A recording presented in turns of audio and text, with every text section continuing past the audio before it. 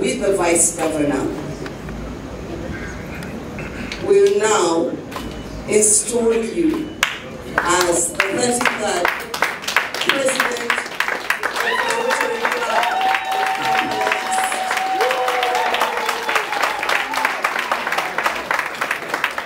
There is a special area, Jabaita climate change, oba okulaba nti tugenda mu maaso okusimba emiti. Omusana muguwulira ndowooza n'essaawa zino mundaba mpulira ebbugumu lw'emiti egyo gye tusazeesaze. So there is a commitment oba okwewaayo eri communities okusimba emiti, era ffe bwe tuba nga tugenzeeyo we go to our forest, bayitawo Kalandazi forest.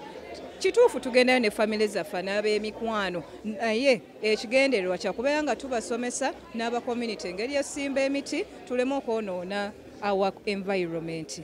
Era neesunze nnyo nti this year tugenda kola ekyenjawulo okugatta emikono nga tuwaayo sente ze tusobola eri the Rotary Foundation. That is our financial arm.